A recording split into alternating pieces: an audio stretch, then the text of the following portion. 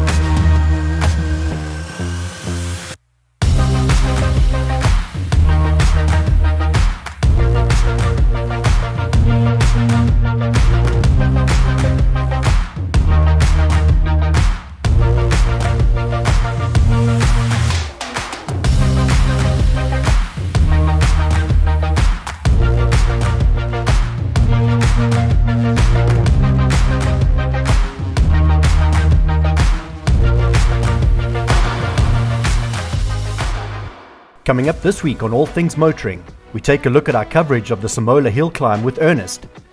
And Michael travels to Pietermaritzburg for Cars in the Park. But first, let's take a look at the results from last week's go-karting standoff.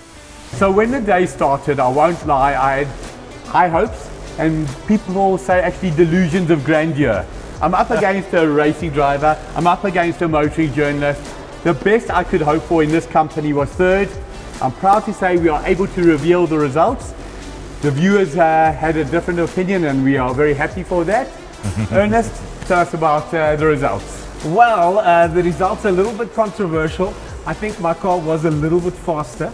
So Is it the car? The modesty and the humility, hats off to you, it's sir. all fabricated modesty, by the way, people. But we did manage to take home the win today, and I'm very glad because these guys didn't make it easy. Thank you. So, in my opinion, he said it was a car, Gugu. I think it was all down to the right foot. No, he's heavy, but he's also skilled. Oh, sure. Now, you and me were super close. Yeah. First, second, third. Yeah. But second and third was very close. Very you tough. were within 15 seconds of my best time. Really? Sorry, I mean half a second of my best time. And I was within a half second of your best time. Yeah. So it was very close. Yeah. But fun was had today, right? But a world championship is not won over one round. Ernest got lucky first time round. There'll be many more of these competitions. Hope you enjoyed.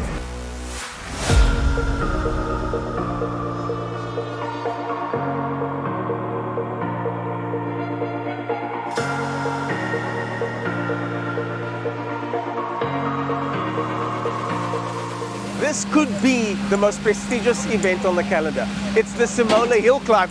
And with guests like these, Peter Solberg, Mika Salo, and all our drivers from all over South Africa, it is going to be an incredible event. And that's why we're here. Let's go find out some more from the drivers, the teams, and go check out some of these cars. Let's go. I'm here in a very busy pit lane, but we're in the number one pit box with the number one car, chatting to the number one engineer, Mr. Steve Humble. You are working on the car that everybody's talking about at the moment. Tell us a bit more about the technical specs of the race winner over here from last year. So what we have here is a Gould, which is basically a genuine hill climb car. It wasn't designed to do anything else other than hill climb. The engine, Nicholson McLaren, it's a normally aspirated. This was the engine that was originally an IndyCar engine that Nicholson McLaren then developed to a normally aspirated 2.6, 2.8 and even slightly bigger engines. So yeah, it's an older engine, and they used all the old IndyCar surplus engines to develop the engine. This is what we use now. It's so fast. You guys have been testing it at Killarney. But what do you do as an engineer between runs? I see they sweeping the tires. There's a lot happening at the moment. Yeah, we have to remove the stones from the tyres just from the point of view of the grip, as well as we want to keep the marshals safe. You spit a stone out from the back wheel of this, they're going to know about it. But from the engineering side, yeah, we pull the data off the car after each run. and look at that, see where the car may be touching the track or where we can make aero improvements and where the driver can make his improvements. Well, either way, good luck, and hopefully you keep that #1 spot on the wing there. Well, the team's totally motivated, and after our results yesterday, that's all we're looking for.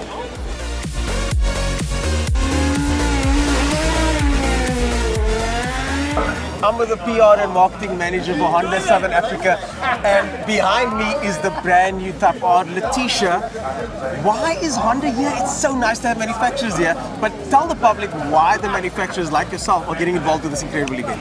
You know what, Ernest, with Honda, racing is in our DNA. And to be part of such an awesome event that's literally in its 13th year, and this is our first, chance to actually be present as a manufacturer, it's really, really important. But not only for that, for motorsport, but also to launch the 6th generation Type R. Yeah. And literally to show, Honda enthusiasts, motoring fraternity, all of those, like the public, just what this car can do. Yeah. And it's just really important for us to actually support this industry. Well, the thing is, I've driven this car and it's as good as advertised. Yes. Thank you so much for chatting to us, and good luck to Honda. Thank you so much. Thank you. In a pit lane full of champions, one name stands out, and that is Dion Joubert. Dion, I've driven this car before, but I've not driven it like you. What's it like up the hill here? Yeah, it's an incredible car, and I think if there's one area that this car is better than the previous ones, it's front end grip. 265s. It's just incredible the way it turns in and hooks up the front. And I was saying to you, Dinesh from Honda, there's some point where the back, it almost feels like it's rear-wheel drive, it's sort of, The rotation at the back. Yeah, it's got tremendous grip, and we're obviously batting a little bit off the line, because that I think is our weakness. It's an uphill start, Yeah. But I think as a rubber, get a bit better. But even our best starts won't be anywhere near a full drive car's ability to start. But other than that, it's just an amazing car. It's such a privilege to drive, and obviously the history of Type R and all that. Yeah. So we're having a great time.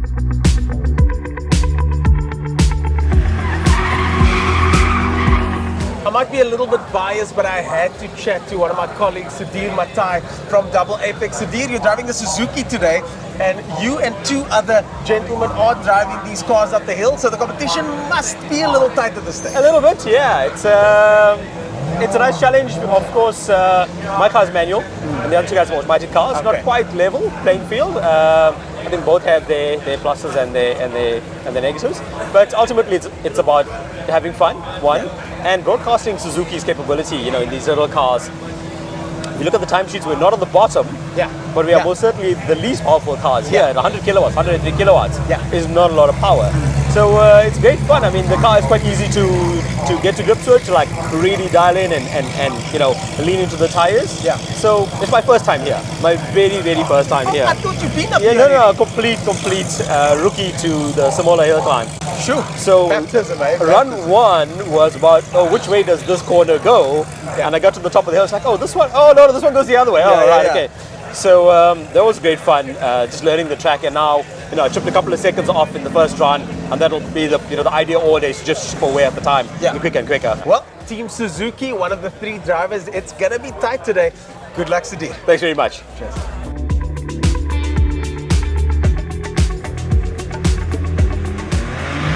One of the best parts about coming to an event like this is the fact that you get to see cars that you can't see anywhere else. This is the brand new BMW M2 with, according to the sticker, performance parts in it. It's an incredible car to look at, and with polarizing looks like this, it's the kind of car that gets people talking, which is exactly what the manufacturers want. It's a great way to launch your car to the public and let everybody know that this car is not just on its way up the hill, but on its way to the showroom. Stay tuned. After the break, we head to Cars in the Park.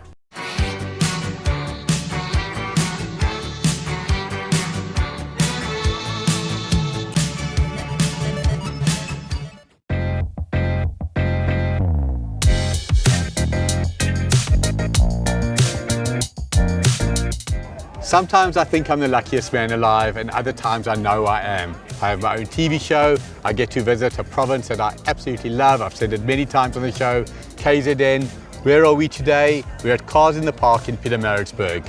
Let me tell you a little bit about Cars in the Park, Pietermaritzburg. First show held in 1976.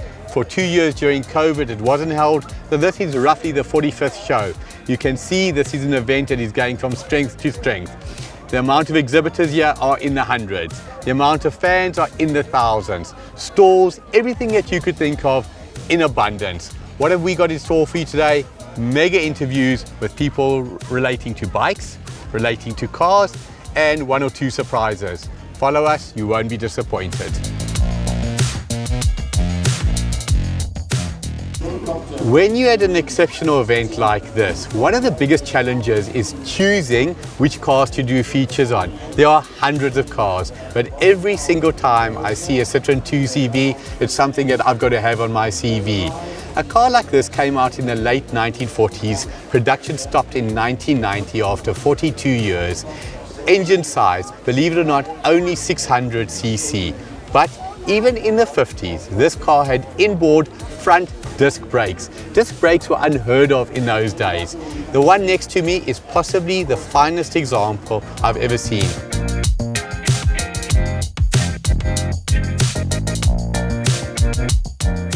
So we do a lot of car shows, and naturally there's classics. I won't lie and say to you, not every classic appeals to me. There's 2 things that are important to me on a car. 1, the way it drives, and 2, the way it looks. And generally the order is the way it drives and then how it looks. Next to me is something that is so exceptional, I couldn't care if I had to push this around. It is just so magnificent. A brand that most people possibly haven't even heard of, dstv. Who's heard of that? It's an Italian manufacturer that was around from the early 70s until around 2012 when they filed for bankruptcy. The vehicle next to me is called a dstv Pantera 5.9 litre V8. For those who know, when you walk up to it, it looks like a Maserati Mirac. The Maserati Mirac, in my opinion, one of the most beautiful looking cars ever designed. Now let's talk about this example. 1972. Go onto Wikipedia, go onto Google and put in the year 1972 and see what cars look like. Even the Lamborghini Countach that came out, I think in 1974 or 75, was like cluttered. It didn't have smooth lines. This is possibly the most beautiful car I've ever seen, and the very one that I'm looking at, I don't know who the owner is, he's not here to talk to us, but sir or ma'am, you have got possibly the cleanest example in the world. Left-hand drive, Pirelli Cinturotto tires, Campagnola mags. This car shouts Italian. I am in love. This is going to be the quickest lesson in marketing 101. You take the most successful brands in South Africa, I'll put it down to continuity. In the 70s, in the 80s, in the 90s, you could buy a Golf, you could buy a Hilux, you could buy a Toyota Corolla. Talking about the 70s, next to me, a beautiful Ford Escort RS 2000. Now, if you know about this car, you will understand. When you had a Ford 1.3, you were normal. When you had a Ford 1.6, you were still normal. If you had a Ford 1600 Sport, remember the ad 1600 Sport, you were a meneer. But if you wanted to be the groot boss, you had to have this Ford RS 2000 Sport. The one next to me again, it just boggles my mind that a car can still be around that is over 40 years old in such incredible condition. Beautiful.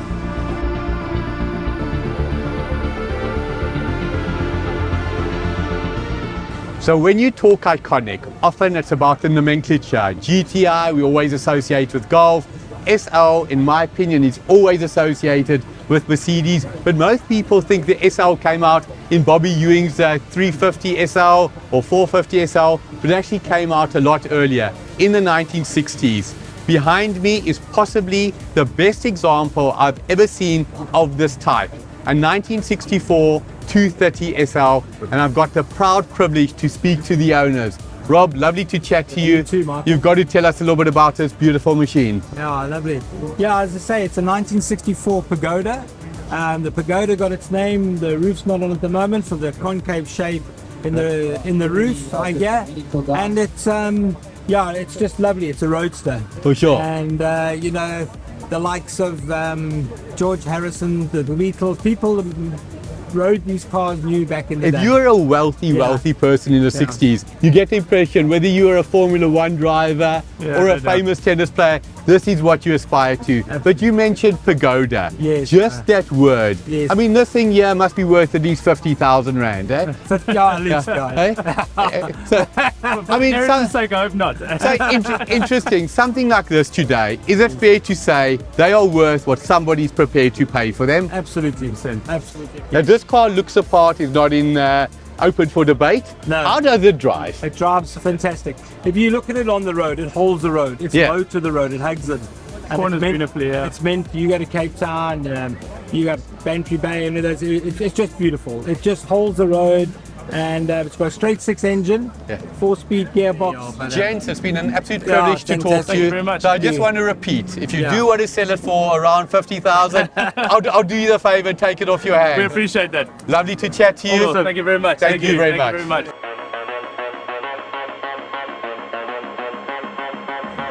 Behind me is something super special. It's amazing how some cars you don't even need to say the full name. When you talk about an R8, you don't say an Audi R8, you just say the R8. Behind me is a GTV6.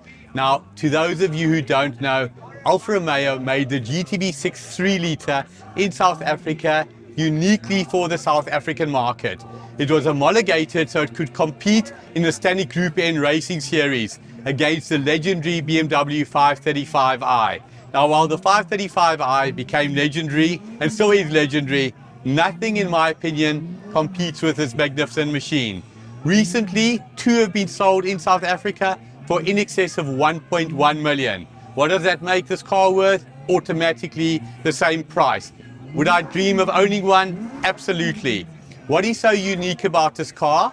They took the Alfa GTV6 2.5 litre, which was naturally a 2.5 litre with a fuel injected engine, bored it out to 3 litre, replaced the fuel injection and put 6 carburetors. If your car ain't breathing with 6 carburetors, then it ain't ever going to breathe. Did it work?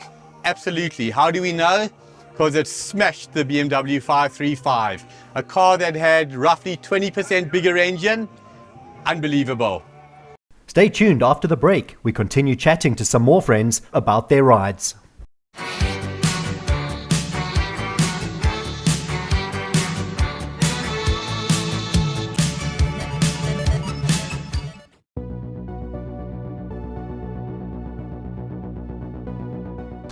On All Things Motoring, we like to do things by the book. So if I say to you behind me is a Bell Iroquois, you're probably thinking to yourself, what the hell is he talking about? People have heard of a Bell Jet Ranger, but they haven't heard of a Bell Iroquois. But I promise you there is something you've heard of, the absolute iconic UE helicopter. UE was the nickname. Where did this particular, I want to say, vessel become famous? In the Vietnam War. People always talk about back in Nam. There were thousands of these used by the American military.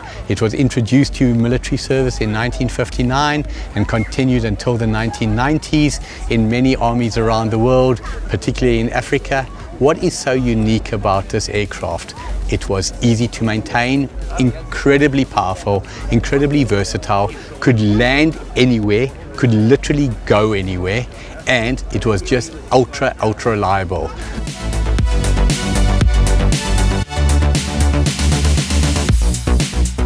So I've been in the motor trade, as I've said many times, for 32 years.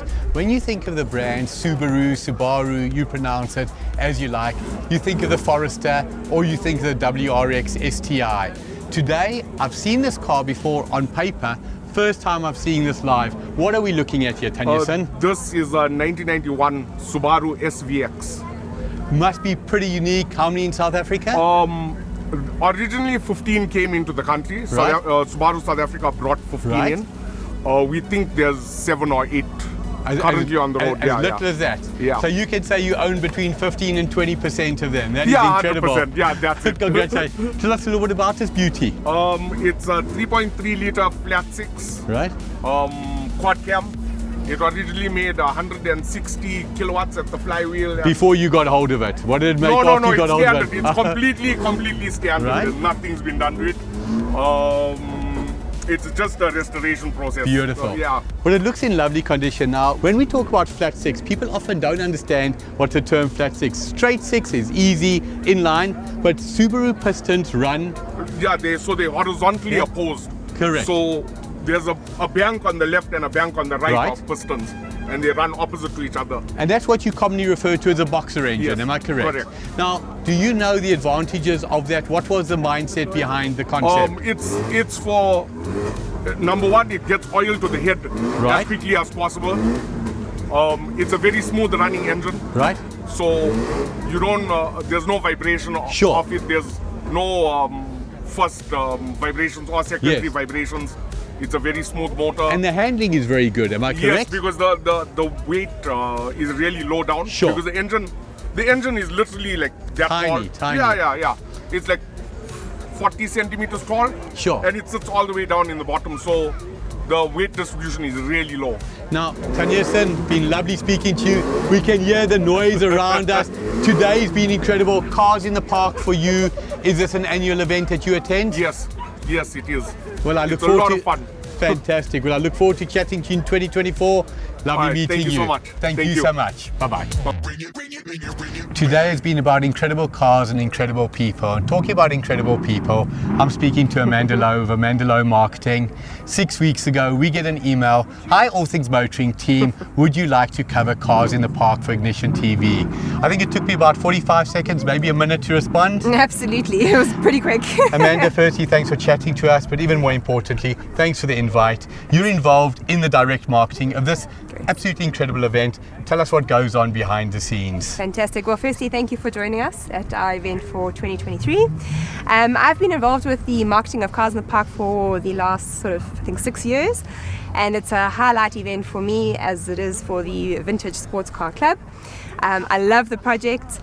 It performs exceptionally well on the digital platform, and we are really surprised each year by the reach and the engagement that we get, and I love it. And I think today's turnout tells the story. So if anybody else wants to invite us to an event, info@allthingsmotoring.co.za, or you're welcome to email me personally, Mike@allthingsmotoring.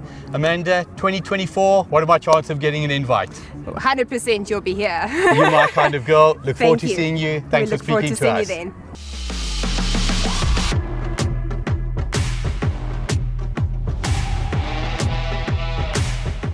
That's it for now. Coming up next week, we wrap up with the excitement of the Simola Hill Climb, and Michael chats to a few more passionate motorists at Cars in the Park.